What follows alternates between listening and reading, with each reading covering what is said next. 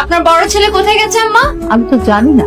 এতদিন কে কিভাবে চলছে এই বাড়িতে সেটা আমার দেখার বিষয় না। এখন থেকে সবকিছু নতুন নিয়মে চলবে। এই বাড়িতে এরকম বসে বসে খাওয়ার লোকজন কিন্তু আমি একদমই বরদাস্ত করবো না। সব এক্সট্রা লোকজন আমি বাড়ি থেকে বের করে দিব। কি হয়েছে শুনছো? কারে ইঙ্গিত দিয়ে কথা বলবো? এই বাড়িতে তো আমিই কেবল পয়সা পয়সা খাই। তুমি কেন বসে বসে খাও? আর কেউ নাই? তার দিকে চোখ পড়ে না? যারে কনে তারে কইছে। দেখছিস বন্ধু, আরে এই জন্যই তো মানুষে বলে উপকারী গাছে ছাল থাকে না। যেই রাজা তাকে খাওয়াইলো পড়াইলো এই বাড়িতে থাকার ব্যবস্থা করে দিল, সেই রাজা নেই তারা বাড়ি থেকে বাইরে করে দিতে চায়। তুমি তো আমার সাথে বিশ্বাসঘাতকতা করছো, মানে আমার দুর্বলতার সুযোগ নিয়ে তুমি বেইমানি করছো। এটা আমি তোমার কাছ থেকে কখনো আশা করিনি। মানে আমি কি করলাম? তোমার ঘরে যে বউ আছে বাচ্চা আছে তুমি সেটা আমাকে বলছো। আমার বাসায় বউ বাচ্চা আছে সেটা আপনাকে কে বললো? আমার সাথে আর অভিনয় করতে হবে না। তোমার বাসায় যে বউ বাচ্চা দুইটাই আছে সেটা আমি জানি।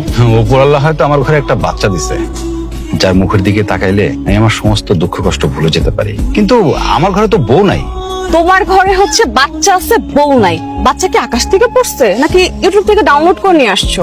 বাচ্চাটা কোথা থেকে আসলো সেটা হয়তো এই মুহূর্তে আপনাকে বলতে পারবো না, তবে ওই বাচ্চাটাই এখন আমার একমাত্র বেঁচে থাকার অবলম্বন। তাহলে তুমি ওকে নিয়েই থাকো।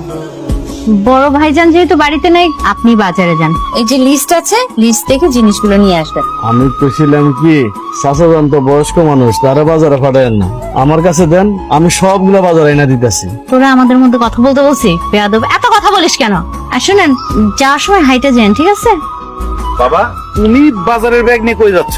বাজারে? তুমি বাজারে যাচ্ছ মানে? আমার চাকরি নাই, আমি তো বাসায় বসেই থাকি। আমি থাকতে তুমি কেন বাজারে যাবে? দাও আমার কাছে দাও।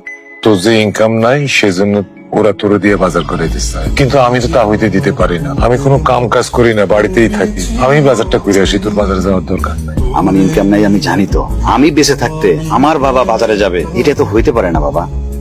আজ যদি আমাকে বাজারে যেতে না দাও তাহলে কিন্তু এই বাড়ি ছেড়ে আমি চিরদিনের জন্য চলে যাব। বাজারে যেই যান তাতে নিয়ে আমার কোনো মাথা ব্যথা নাই, কিন্তু এই যে লিস্টের পাশে যে জিনিসগুলো লেখা আছে দাম বসিয়ে বাকি টাকা আমার হাতে ফেরত দিবেন, ঠিক আছে? ছোট ভাবি, আমার কোনো বেতন দেওয়া লাগবে না। 3 বেলার 1 বেলা ভাত না দিলেও আমার কোনো সমস্যা হইব না। আমি আপনাকে বাজার সদাই করে দেবো, বাড়ির যত কাজ কাম আছে সব কাজ কাম করে দেবো। তারপরে আমার বাড়ি থেকে বাইর করে দিয়েন না ভাবি। তোকে বাজারে পাঠাই আর তুই সেখান থেকে টাকা পয়সা চুরি করিস, তাই না? কি করলেন ভাবি? আমি বাজার টাকা চুরি করো? তোকে একা দোষ দিচ্ছি না, যেই বাজারে যায় সেই চুরির ধান্দায় থাকে। ভাইজান, লিস্টটা ভালো করে পড়ে নিবেন।